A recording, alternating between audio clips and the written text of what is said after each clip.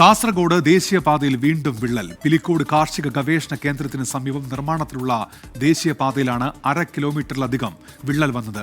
വിള്ളലിന്റെ മുകളിൽ tar ഒഴിച്ചും plastic sheet മൂടിയും മറച്ചുവെച്ച നിലയിലാണ്.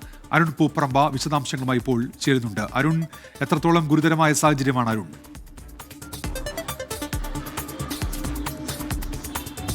ഉന്മേഷം, ഈ മഴക്കാലം തുടങ്ങിയതിന് ശേഷം കാസർഗോഡ് ജില്ലയിൽ മാത്രം ഈ ദേശീയപാതയിൽ കണ്ടെത്തുന്ന 4ാമത്തെ വിള്ളലാണ്.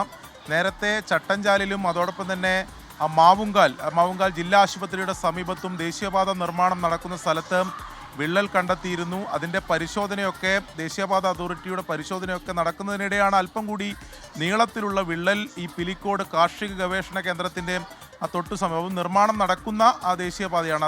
അതിലൂടെ ഇപ്പോൾ നിലവിൽ വാഹനങ്ങൾ കടത്തിവിടുന്നത് ആരംഭിച്ചിട്ടില്ല, നിർമ്മാണം നടന്നുകൊണ്ടിരിക്കുകയാണ്. അവിടെയാണ് അല്പം നീളത്തിലുള്ള വിള്ളൽ ഇപ്പോൾ കണ്ടെത്തിയിട്ടുള്ളത്. അത് കണ്ടെത്തിയത് മാത്രമല്ല, നാട്ടുകാരുടെ ശ്രദ്ധയിൽപ്പെട്ടതിന് ശേഷമാണ് ഇതിൻ്റെ ദൃശ്യങ്ങളൊക്കെ പുറത്തു വന്നത്.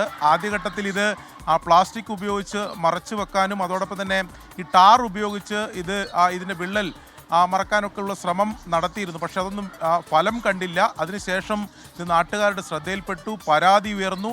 നാട്ടുകാർ തന്നെ വലിയ ആശങ്ക പ്രകടിപ്പിച്ചു. അതിനൊക്കെ കാരണം അതിന് തൊട്ട് സമീപമൊക്കെ വ്യാപാര സ്ഥാപനങ്ങൾ, കടകളൊക്കെ ഉണ്ട്, വീടുകളൊക്കെ ഉണ്ട്.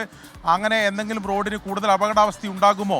കുറച്ച് നീളത്തിലുള്ള വിള്ളലായതുകൊണ്ട് തന്നെ ആശങ്ക നാട്ടുകാർ എന്തായാലും പ്രകടിപ്പിക്കുകയും ചെയ്യുന്നുണ്ട്. നിലവിൽ ഈ വിള്ളലുമായി ബന്ധപ്പെട്ട് ദേശീയപാത അതോറിറ്റിൻ്റെ എന്തെങ്കിലും ഒരു വിശദീകരണം ഇതുവരെ വന്നിട്ടില്ല.